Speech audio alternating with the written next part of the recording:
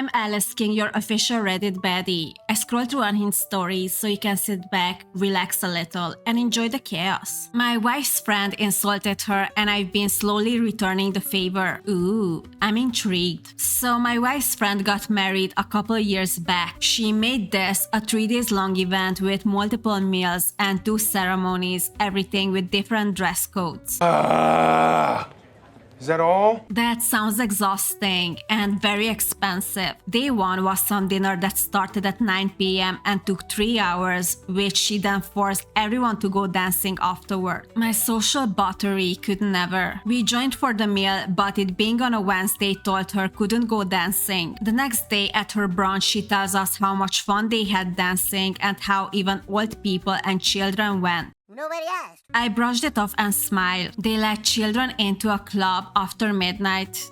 I highly doubt that. Then 2 different ceremonies happened that day. And then finally, the event will end with another brunch on the 3rd day. I'm exhausted. By this point, we are exhausted because we are not party people but wanted to be nice and participate. I'm not surprised you guys were exhausted. I am too, and I'm only reading about it. So the next morning before the brunch, we get up early, get into our 4th outfit of her event. My wife does her hair and makeup again for the 4th time, and we get to this brunch. Her friend greets us and says, "Oh, hi babe, wow, you look comfy," with this judgmental tone in her voice as if to say my wife wasn't trying hard enough, which was BS. It sounds like jealousy to me. My wife tries her best to brush the event off and says it's just stress from the wedding that made her terrible towards us the entire time. BICTH. In that order. But I've decided that her friend is just an a-hole and will slowly repay her for years. I love that for your wife. Since then, at various gatherings, I have given her the following compliment. I love how you don't care about vanity, just go with that natural look and who cares what people think. You look super comfy. I've said various of this one several times. I wish I could have your attitude with arriving whenever, but I always have to show up on time for things. And so on. I mean, these are not even that bad. It's just the same type of backhanded compliment she paid to your wife. I love it because it's subtle, but it stings. The greatest part is you can see the gears turning as she tries to figure out if I'm being complimentary or not. I will continue doing this until this person is no longer in our lives or one of us dies. I admire how you stand up for your wife without being over the top. I would love it more if she would stop being this person's friend, but that's her decision to make. Edit. Holy cow, this blew up. You all have given me some incredible ammunition. I will spend the next hour converting them to a note on my phone and can't wait to see her next. LOL. I will report back in a few months with an update. At least there is a reason now to see her. I cannot wait to hear your updates, so come back when you have one. Can I just move in with you? A few years ago, we were starting a friendship with a couple. Let's call them Jesse and Nina. We met through a common interest. They were fun, and Jesse had a daughter of about 8. Mine were 9 and 7 at that time. My now husband and I bought a house together at that time. We invited them to the Halloween party. Her kid got along well with my 9-year-old. So we had some sleepovers and maintained loose contact besides our hobby. Jesse had multiple pets, 2 snakes, which my 7-year-old adored, 2 tiny dogs, 4 cats, anything. Not the snakes. I never gonna understand who thought it would be a good idea to keep snakes as pets. I always liked Nina more though, because as much as extroverted and loud I am myself, Jessie was always just a bit over the top and Nina was very down to earth and reasonable. First thing that annoyed me was when they came around with the kids and Jessie just let her dogs chase our cats around.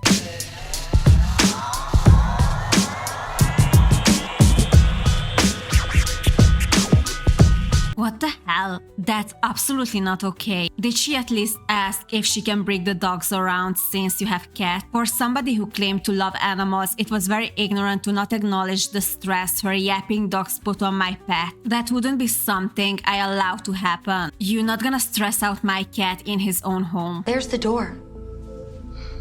There's the door! Jessie and Nina were engaged. Nina was the main earner, while Jessie was rather irresponsible with money and was in debt, so she had to pay that off from the little amount she earned and couldn't contribute to their household. Nina confided in me about how stressed she was because Jessie desperately wanted another kid, while just paying for the repairs on their old car put a real strain on Nina. How about, I don't know, clear the debt first? They would have to find a sperm donor, a bigger apartment, etc, etc. So Jessie getting pregnant would have been a really bad idea. Enter Rena and Liz, a couple they were good friends with. Rena was 8 months pregnant, and while Nina was genuinely happy for them, Jessie seemed to feel envy and disdain. Jessie doesn't sound like a very good person. So for Jessie, it made sense to cheat on Nina with Liz. They could really sit there having dinner together and chat about the baby and pretend everything was fine. When Nina found out, she was of course furious and devastated. She immediately broke up with Jessie and found an apartment of her own really quick. Jessie impulsively decided that it was a good idea to give a 3-month notification to their landlord instead of taking over the tenancy contract alone. Nina assumed that Jessie had thought she just could move in with Liz though. No. Absolutely not.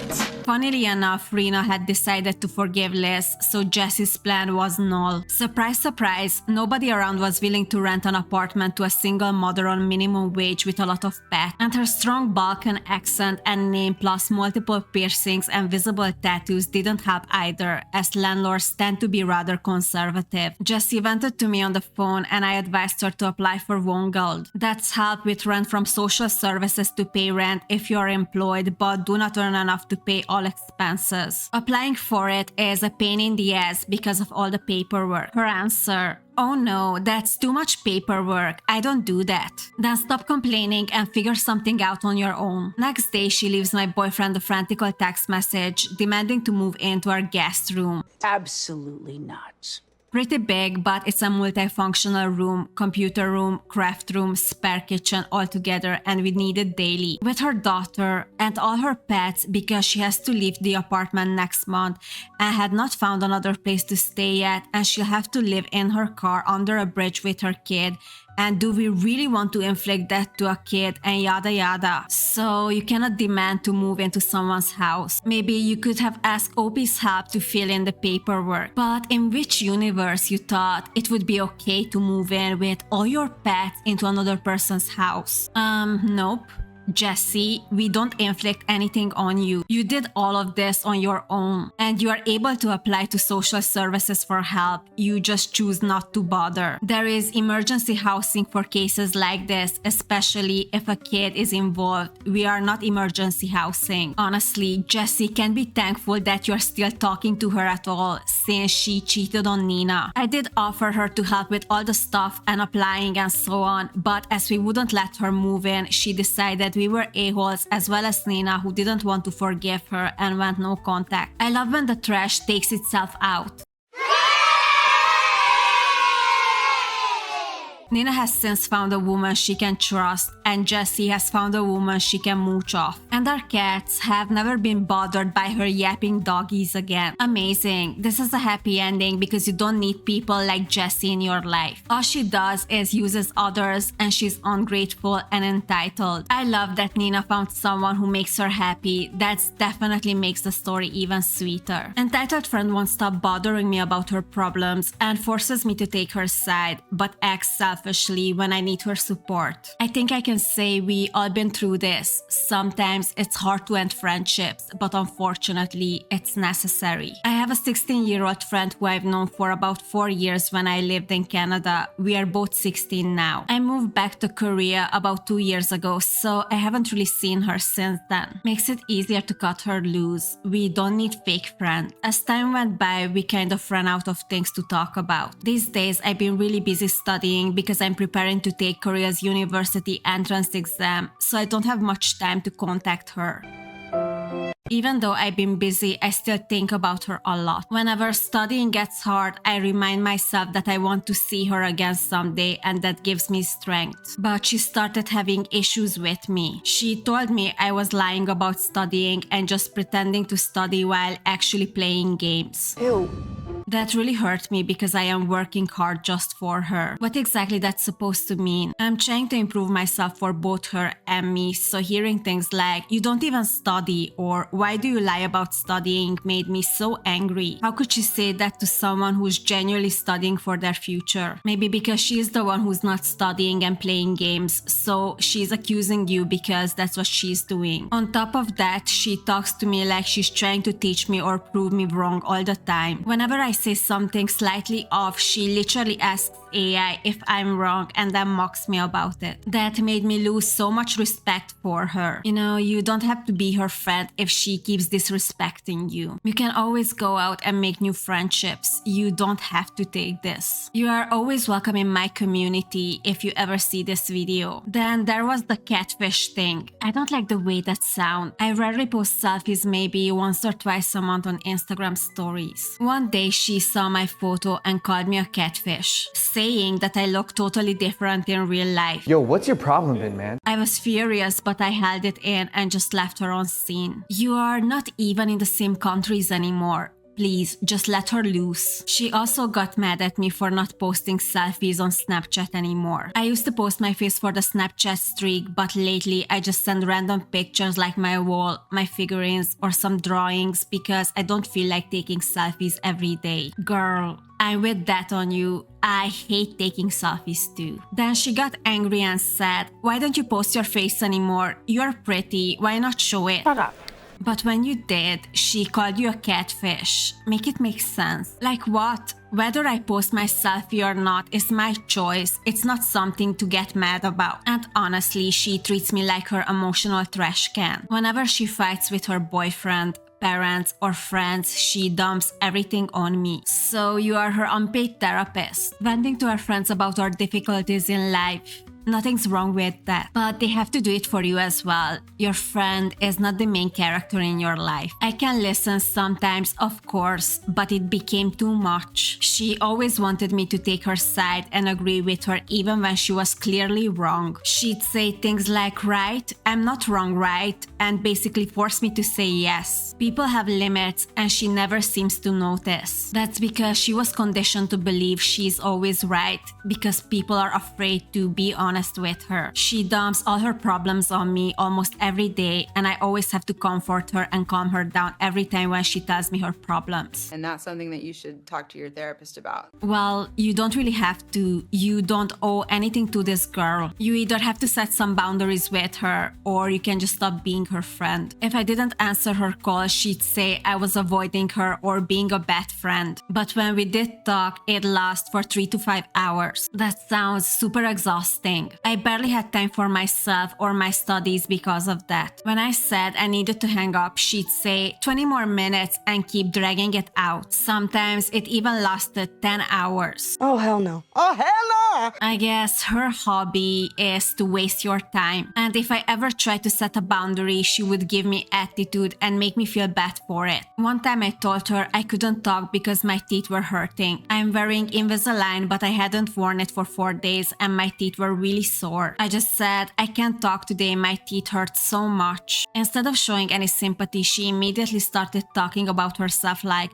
oh, I had 2 wisdom teeth removed once. I just got 8 needles into my jawbone and haven't been able to eat properly because they broke my teeth with a drill and pulled them out, and went on and on about how she went through surgery and how painful her experience was. It felt like my pain didn't even matter. There are some people out there with this type of communication style. I don't think she meant to minimize your pain. She just told her story because she tried to relate to yours, so she would show you she knows what you're going through. She wanted to tell you that she relates to you because she had a similar experience. A lot of people hate this communication style, but the people who use it doesn't mean to be rude or to do anything bad. When they do it, basically they just saying, I see you, I understand you. After a while, I started listening to her less, not because I didn't care, but because it was just emotionally draining. Then something happened. Oh my god, what is happening? She sent a reel about advertised bait to one of her friends, and that friend said it looked fake. She started teasing that friend, saying things like, "You're wrong, you don't know anything," the same way she treated me before. Maybe she finally moved on from you. It's not a bad thing. So I said gently, I kind of thought the same thing too. It might be a bait ad. Suddenly she got mad and said, "Why are you taking her side? You never take mine. Then I won't take your side either." Okay, then don't. Recently she started badmouthing that same friend again, and I couldn't take it anymore. So I said, you know, in life people lose friends and make new ones. You just have to learn from it and move on. I don't think I can help you with this anymore, so please stop talking to me about her.